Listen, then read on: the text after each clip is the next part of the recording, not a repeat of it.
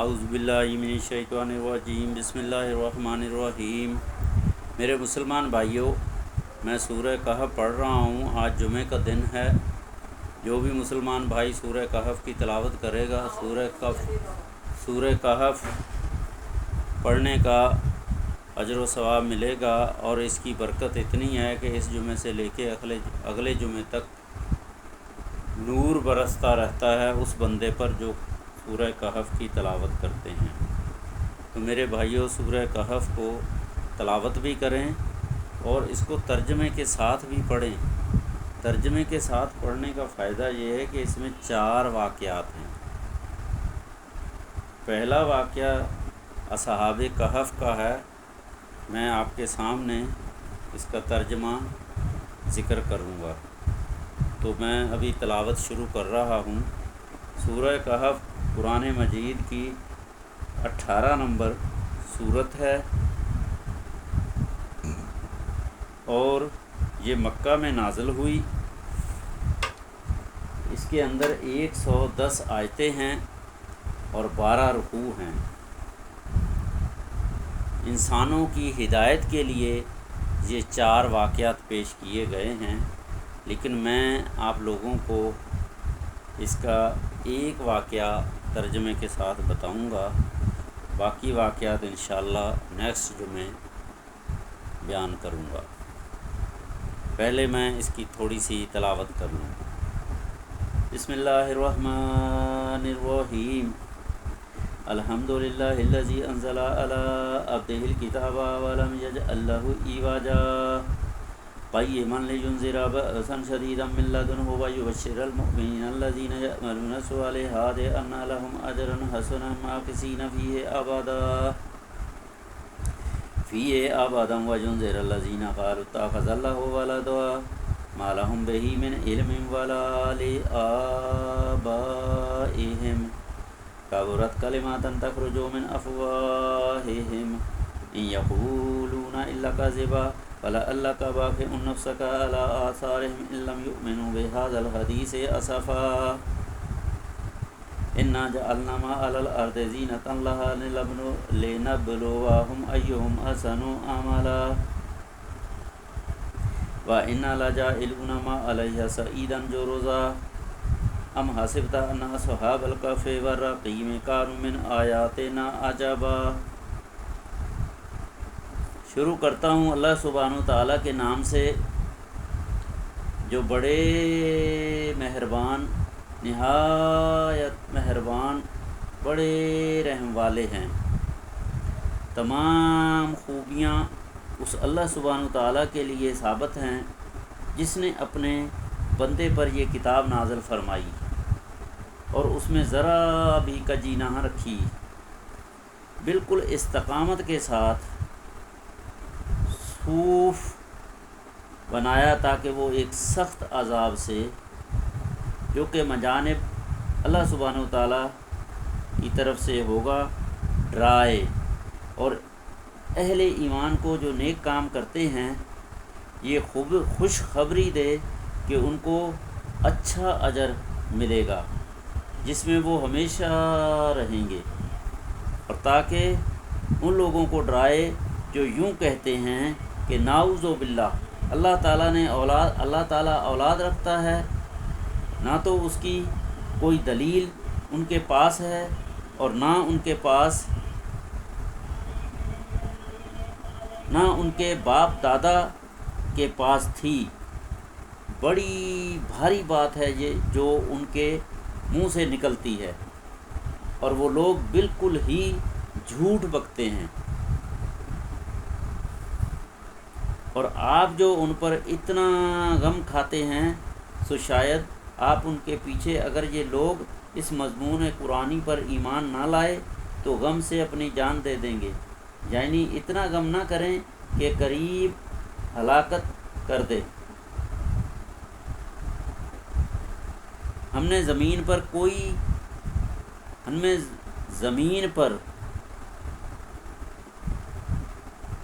کی چیزوں کو اس کے لیے باعث رونق بنایا۔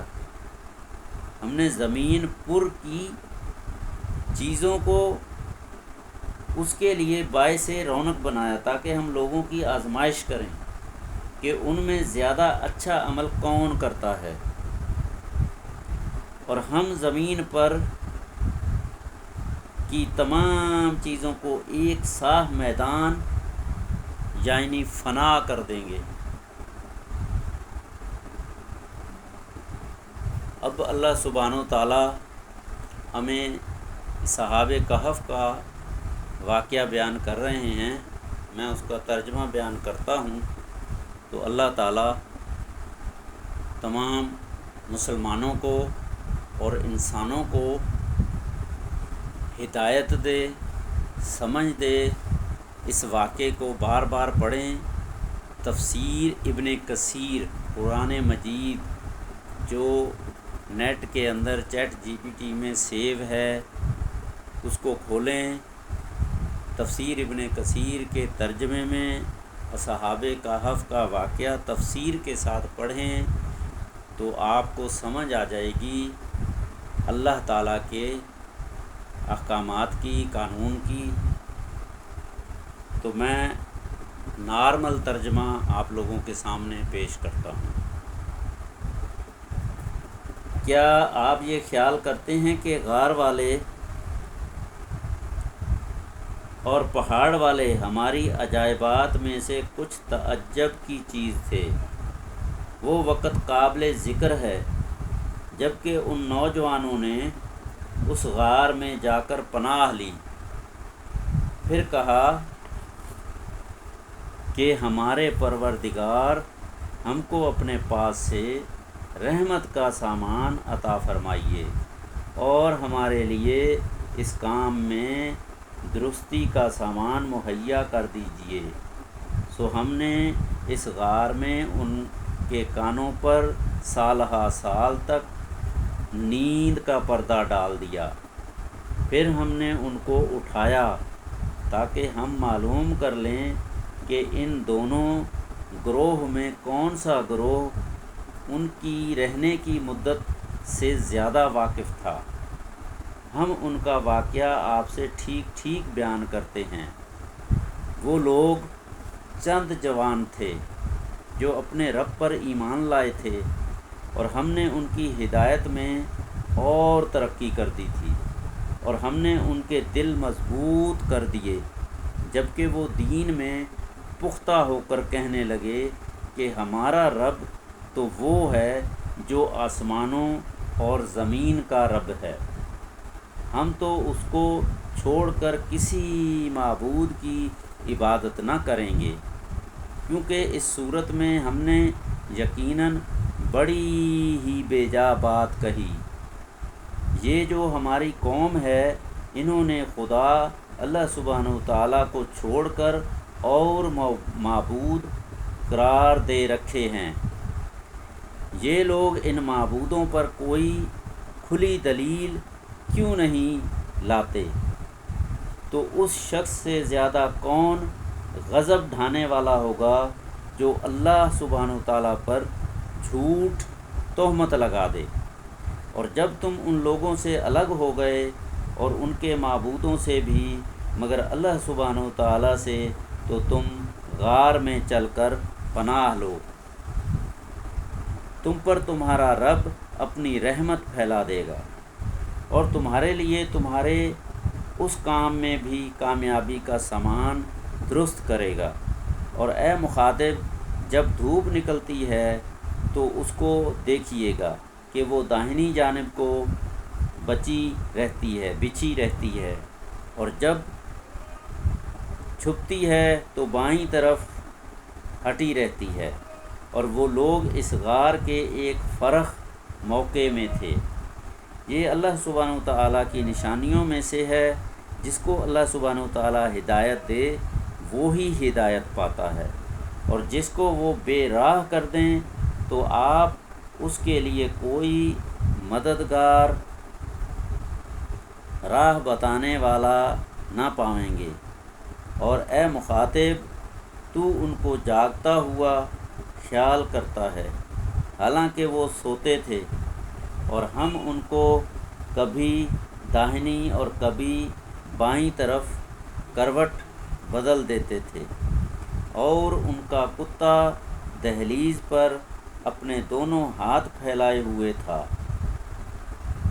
اگر اے مخاطب تو ان کو جھانک کر دیکھتا تو ان سے پیٹھ پھیر کر بھاگ کھڑا ہوتا، اور تیرے اندر ان کی دہشت سما جاتی، اور اسی طرح ہم نے ان کو جگا دیا تاکہ وہ آپس میں پوچھ پاچھ کریں۔ ان میں سے ایک کہنے والے نے کہا کہ تم کس قدر سوئے ہو، کس قدر رہے ہوگے؟ بعضوں نے کہا غالباً 1 دن یا 1 دن سے بھی کم رہے ہوں گے، سوئے ہوں گے۔ بعضوں نے کہا یہ تو تمہارے خدا ہی کو خبر ہے کہ تم کس قدر یہاں رہے ہو۔ اب اپنے میں سے کسی کو یہ روپیہ دے کر شہر کی طرف بھیجو، پھر وہ شخص تحقیق کرے کہ کون سا کھانا حلال ہے، سو اس میں سے تمہارے پاس کچھ کھانا لے آوے، اور سب کام خوش تدبیری سے کرے، اور کسی کو تمہاری خبر نہ ہونے دے، کیونکہ اگر وہ لوگ کہیں تمہاری خبر پا جائیں گے تو تم کو یا تو پتھروں سے مار ڈالیں گے یا تم کو جبراً اپنے طریقے میں پھیر لیں گے، اور ایسا ہوا تو تم کو کبھی فلاح نہ ہوگی۔ اور اسی طرح ہم نے لوگوں کو ان پر مطلع کر دیا تاکہ وہ لوگ اس بات کا یقین کر لیں کہ اللہ سبحانہ وتعالیٰ کا وعدہ سچا ہے، اور یہ کہ قیامت میں کوئی شک نہیں۔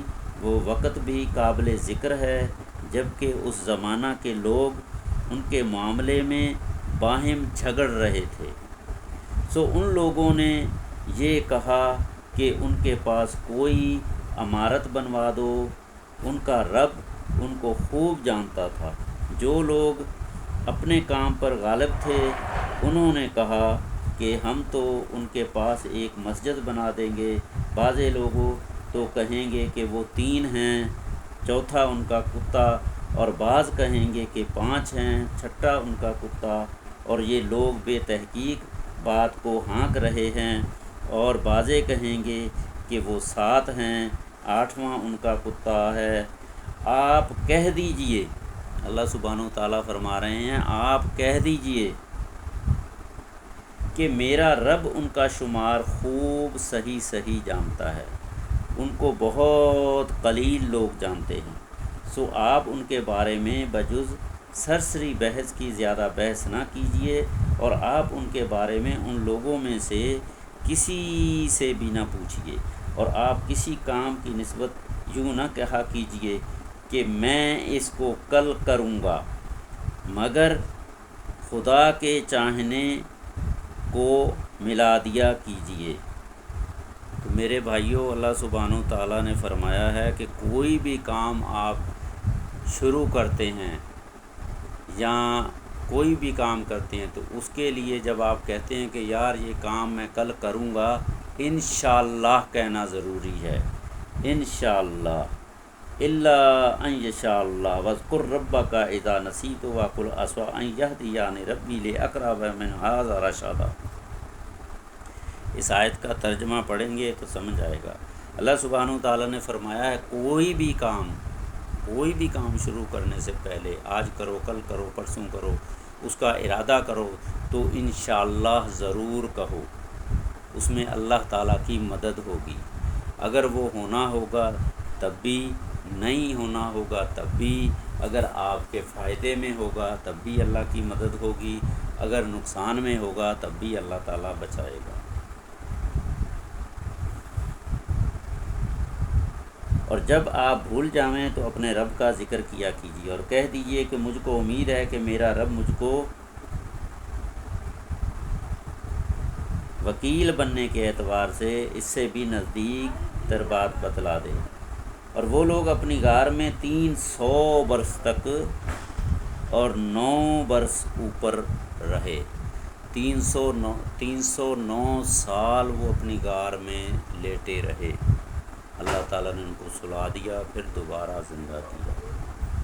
اس کی تفسیر پڑھنے کے لیے لفظ ٹو لفظ تفسیر ابن کثیر آپ کو بتائے گا اردو ترجمے اور تشریح کے ساتھ، سورہ کہف 18 نمبر۔ آپ اس کو پڑھیں تو آپ کو یہ سارا واقعہ صحیح طریقے سے سمجھ آ جائے گا۔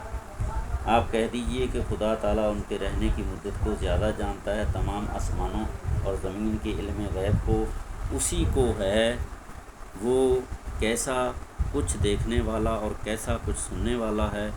ان کا خدا کے سوا کوئی بھی مددگار نہیں، اور نہ اللہ تعالیٰ کسی کو اپنے حکم میں شریک کرتا ہے۔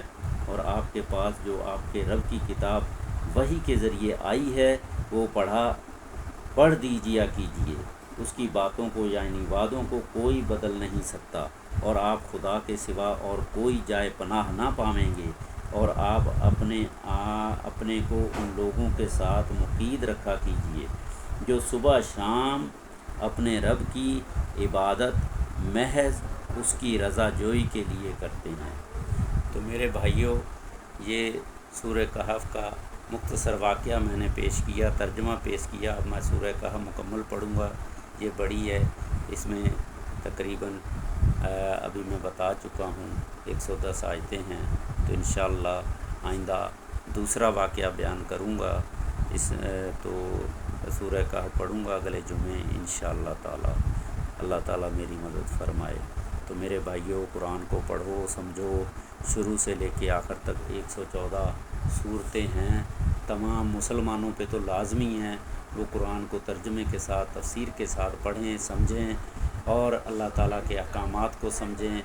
زیادہ بحث اختلافات کرنے کی ضرورت نہیں ہے، تحمل کے ساتھ، کیونکہ جتنے بھی امام آئے ہیں ان کو ہم غلط نہیں کہہ سکتے۔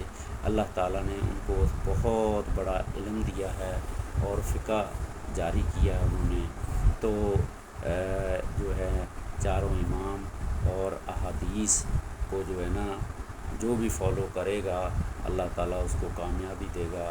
تو میرے بھائیوں، قرآن کو جب آپ پڑھو گے ترجمے کے ساتھ آپ کو صحیح غلط سب سمجھ آ جائے گی۔ اللہ تعالیٰ نے عقل بھی دی ہے، تو اس پہ عمل کریں۔ اللہ تعالیٰ تمام انسانوں کو ہدایت دے، آمین ثم آمین۔ اللہم صلی علی سیدنا محمد وعلی آل سیدنا محمد بعدد کل شیء فی الدنیا والآخرہ۔